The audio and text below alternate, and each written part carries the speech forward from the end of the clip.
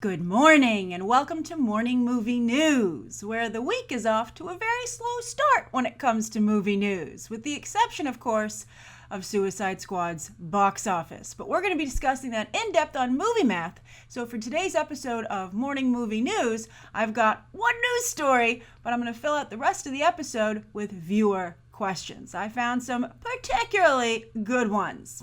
All right, so that first news story is about the announcement late last week that Disney is very gung-ho about a Star Wars TV series on ABC. Now, there's not too much to report about this because it's still just a glimmer in Disney's eye, but it's, I think, a colossally bad idea. But not only is it a bad idea, but I think it speaks to the larger formula that is emerging when it comes to franchise filmmaking, that it's not only enough to have, an endless number of movies. It used to just be you made a trilogy, right? And maybe you would make another trilogy sometime down the road. Now, not only are there just movies forever, but you need to expand it to theme park rides and, TV shows, et cetera, et cetera.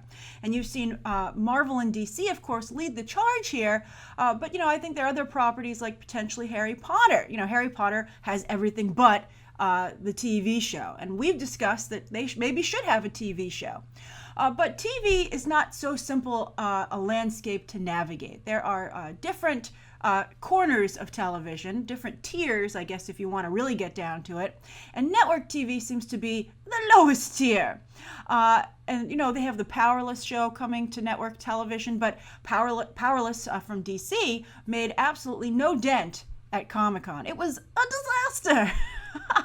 So I think that network television wants to play in this space, but maybe they need to realize that they shouldn't be playing in this space. Now, I think a Star Wars TV show is an amazing idea, and I think they definitely should make one.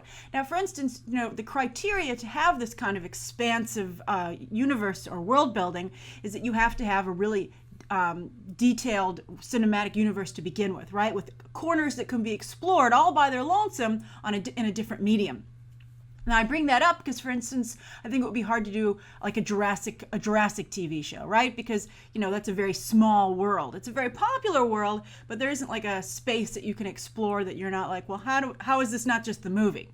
But Star Wars is a perfect candidate for a television show. But I think that the problem is that network television can't deliver the show that people want. And that, I think, is a huge problem. And I don't understand how Disney doesn't realize this, particularly with the problems they've had with their ABC Marvel shows, right? Agents of S.H.I.E.L.D., they're keeping that on the air purely, from pure determination, right? I mean, they're bringing Ghost Rider on this season. They had to kind of put the Inhumans storyline off to the side because they're not making that Inhumans movie. Kevin Feige didn't say it was canceled, but I think it's like the evil stepmother from Cinderella, like the If. He's not said it's canceled. It's a little bit like his Black Widow answer. He says he'll make them, but I don't think he ever will on either count.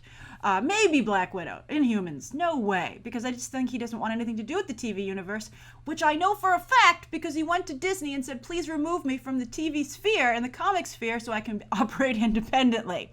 And Disney granted his wish like a good fairy godmother because he just makes them so much money and really knows what he's doing. Kevin Feige is very good, and perhaps maybe the ABC shows would be better if he were running them, but he's not. Jeff Loeb runs them, but the Netflix shows have turned out quite well. And also Agent Carter was a horrible disaster on ABC, and they didn't greenlight the Mockingjay spinoff for Agents of S.H.I.E.L.D. So I just don't understand why anybody at the Disney hierarchy would be like, but you know what? Let's do the same thing with Star Wars. I just think that there's a level of sophistication that network TV isn't able to deliver with the commercial breaks and the requirement for syndication that each episode kind of be a standalone. And, it's not network TV's fault. It's just a different criteria for what they need to be able to deliver. And also what people are used to watching on network TV and the wider audience, so to speak. And that's why so many networks have sister cable networks. Like, for instance, there's Fox, and then there's FX, right?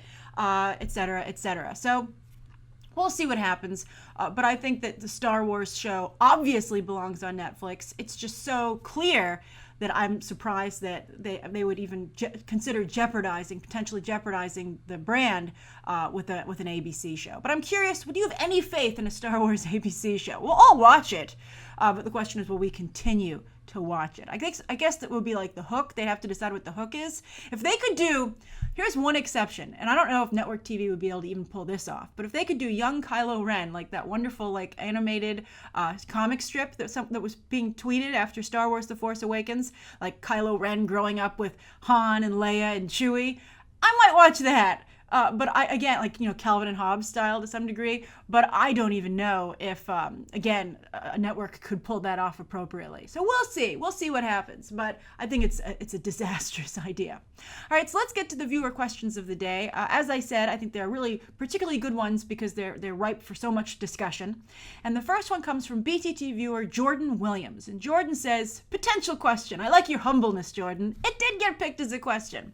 So Jordan says, do you think that if this Ghostbusters had an all-male cast but kept the same script but written for men, would it have been a critical and financial success? Fascinating question.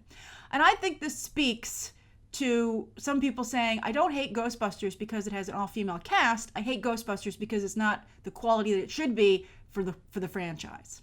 And I'm sure that there are some people out there like that. I mean, the people who didn't like Ghostbusters were really divided into two camps, right? There are the ones who are like, I don't want this to be something that is female-centric. It's a male-centric franchise. I'm offended by this. It's like just something else that men have lost. And some guys did it because it was kind of a misogynistic hate, but some guys did it just because, again, they just don't want to, this is something that they felt had male characters and they don't like totally losing it. Not necessarily sharing it is the problem, but having no male Ghostbusters was insulting to them. And I think, there should be some recognition of that disappointment. That's legit. And then some people felt the movie just wasn't good enough. Now, I gave the movie a B, and I think that if you didn't have a problem with the all-female Ghostbusters, you would probably agree that the movie was pretty good. Not certainly as bad as some people made it out to be. However, it wasn't a great movie, and I think that it wouldn't have been I think it probably wouldn't have been as strong a critical success because I think, people like myself appreciated what the movie was trying to do with women. I think that was an aspect to the film. I think it was nice to see women working in science, being friends, not having to just be the sexiest one in the room. And I thought that was nice, and I thought they had a nice hero moment, as I said in my review. So I think that helped the movie a little bit. I said I personally, as a reviewer, and I feel many other reviewers feel this way, are a little bit kinder to a film that strives to be something more. And that's where Ghostbusters strived to be something more. However, it did not strive to be something more when it came to its creative aspects. And I hit it hard for that, and I think it deserves to be hit hard for those aspects. I think that Ghostbusters was sloppily written. I think its creative goals were very low. I thought that the visuals were poor compared to especially the original Ghostbusters, which felt more filmic. This felt a little TV. And speaking of feeling TV, I felt a lot of the casting was very poor for a lack of star power. I think that all the secondary characters sometimes not only felt TV, but were from TV. And I think that was a big problem. I think the movie just wasn't aggressive enough and didn't have enough epic scope to really live up to the original Ghostbusters. So I think that, I loved Spy. I thought Spy was such a fantastic movie. It's one of my favorite movies of all time, actually. I've seen it 4 times. So I was very disappointed and surprised that Paul Feige wasn't able to deliver something of the same caliber with Ghostbusters. I'm not quite sure what went wrong there, but I probably, at least with Ghostbusters, or anything actually, I probably wouldn't leave him unsupervised again. I'd be like, I need to see your drafts this time. I don't have the utmost faith in you. So I'm curious how everybody else feels. Do you think it would have been a difference if it had just been men instead of women? And, now that some time has passed, what are your legit problems with Ghostbusters? All right, so that's the first story of the day. The second story comes from George Boggs. And George says, question, hello, Grace. Hello, George. I'm a daily BTT viewer, and I'm very interested to know what your choices are for the Captain Marvel director. I myself, like you, wasn't very pleased with Brie Larson as the choice, and I would have loved for someone like Emily Blunt to have been chosen. But I would like to hear if you have any choices for the director, and do you think they should have a female director or male? They already have 2 female writers, which I have no problem with, but myself as a guy would like males and females working together on the project. But anyways, I would love to hear what you have to say. Keep doing the great work. I absolutely love your show. Thank you, George. And I couldn't agree more. I think it's so crucial for men and women to work together. And that's interesting. You kind of have a reverse situation on Wonder Woman where 2 men are writing the script and you have a female director. I won't. Also, the other reason I picked this question is that I didn't like Brie Larson's original photo that she had sent out of her in the Marvel Studios hat backstage at Comic-Con. But over the weekend or late Friday, she put out another photo that one of you sent me that I loved. And that's her under a blanket on the sofa, reading a Captain Marvel comic, wearing a Captain Marvel sweatshirt. And I thought that was fantastic. That was the perfect tone. And I wish that had been tweeted out first. She looked like a comic book reader. I mean, she was literally reading a comic book, but she seemed genuinely interested in what she was reading, not posing for the photo, right? Being like, as soon as the camera's put down, she's like, get this away from me. Comics are stupid. So I liked that. It showed a lot of respect to not only the fandom, but the source material and the medium. So great photo. So it actually made me a little bit more into Brie Larson as Captain Marvel. I was like, maybe she can do this. But anyway, as for a director, I would really like it if they just picked a good director. I think that especially though, with 2 female writers and a female lead, I would want a male director, because I don't think you want this to seem like, I think there's an importance to Black Panther to be very, to have a black team in front of him behind the camera because of the cultural significance of that character and the movie itself. But I think with Captain Marvel, you don't want it to seem too feminist. I think particularly in today's cultural landscape, I think that could rub a lot of people the wrong way. So why do that to the movie? And I think that, male or female, and it's probably going to have to go male because of the lack of female experience in this area, but I want someone who knows how to do an action sequence. I don't want someone who has to learn the ropes on the first Captain Marvel movie. Because you know who's learning the ropes? Brie Larson as an action hero. She's never done it. She's in Kong Skull Island, but she's not playing that type of character. So I need a really good support system for her. I need amazing action sequences. And I just need a movie that people are going to be excited to see, And also, I don't know what the scope of the story is just quite yet. Wonder Woman is now like a World War I movie.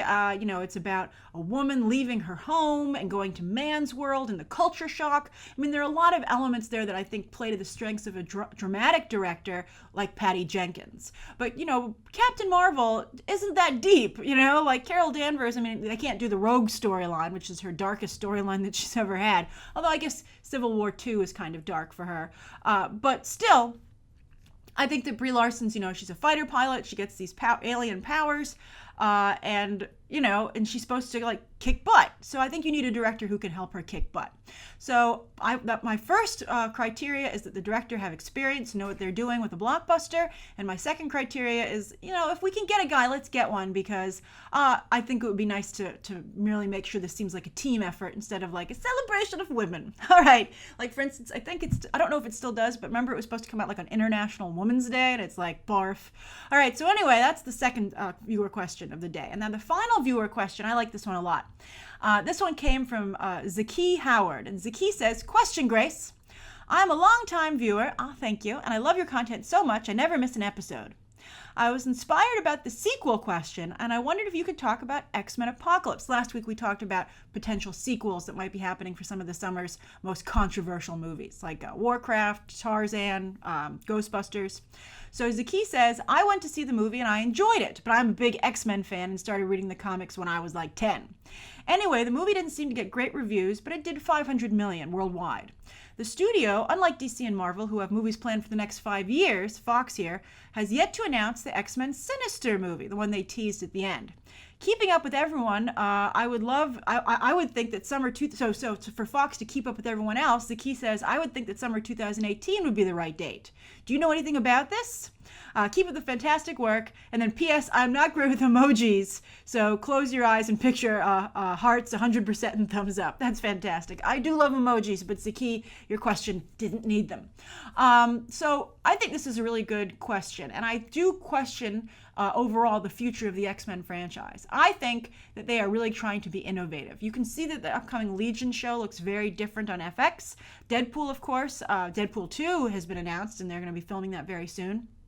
And I think that the Gambit movie, they're really hoping to get that just right. Simon Kinberg was talking about that over the weekend, saying that they've delayed it because they want to make sure that when it does hit screens, it's as good as Deadpool, right? That's a tall order, but I think Channing Tatum as Gambit with Doug Liman directing could totally do it. But I think that the problem they're having with the X-Men franchise, and they don't want to be too public about this, and they have to make one pretty soon or they lose the rights. They have to keep making these movies at Fox or they go back to Marvel, they revert back. But I think that they're probably like having internal meetings about how they can fix the problem, because X-Men Apocalypse, well, it made actually 534.6 worldwide, and that's the third highest grossing X-Men movie of all time. It goes Deadpool, then Days of Future Past, and X-Men Apocalypse. That's still over 200 million behind X-Men Days of Future Past. And I think that shows a real lack of longevity for the franchise. And I think that, as much as I liked X-Men Apocalypse, I liked it quite a bit, as you might recall. I just thought it was just so fantastic.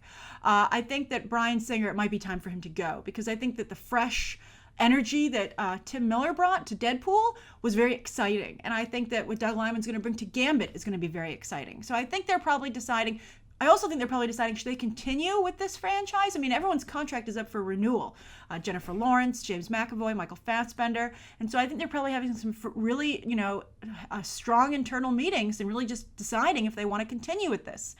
I actually probably would not continue with this group. We have, the final Hugh Jackman Wolverine movie coming out as well. So I think they feel that those movies are going to keep the interest in the brand going. But I would potentially just start over again. I think people don't like Jennifer Lawrence's Mystique. And I just think there are a lot of better directions they could go in. It's a shame, because I thought Sophie Turner's Jean Grey was very good, but I would just maybe start exploring new characters like Gambit, keep going with Deadpool, maybe bring in the X-Men in those films, right? Those characters. I'd love to see a new Rogue. Sorry, Anna Paquin, you never got the chance to shine, but let's get a new Rogue into Gambit. And I think that would be just a much more exciting thing to do. And I like the X-Men movies. I love James McAvoy as Professor X, but I think that there's just an obvious lack of faith in this film from a financial perspective from the audience. And I just think, they'd be maybe potentially crazy to continue with it, especially with how aggressive the DC and Marvel movies are getting. I mean, there's just such a heated competition in that space that, Fox is going to have to be very, very creative if they want to stay competitive. So we'll see. But I wouldn't be surprised, I guess, in short, Zaki, if the X-Men Sinister movie just never gets made. We'll see what happens, though. But that's my thoughts. I'd be curious, would you guys be really sad to never see Evan Peters' Quicksilver again, to never see Sophie Turner as the Phoenix, to never see Jennifer Lawrence's Mystique, any of these characters? Would you be sad, or are you like, you know what, we had a good time, it's not you, it's me? I'm going to go on and go see Ryan Reynolds and Channing Tatum and whoever else they decide to add to these films. All right, so that's today's morning movie news. Thank you so much for tuning in. Please write down below what you think of today's top story and those 3 viewer questions, anything you'd like to see covered tomorrow, and any questions that you might have. Thanks for watching. Bye.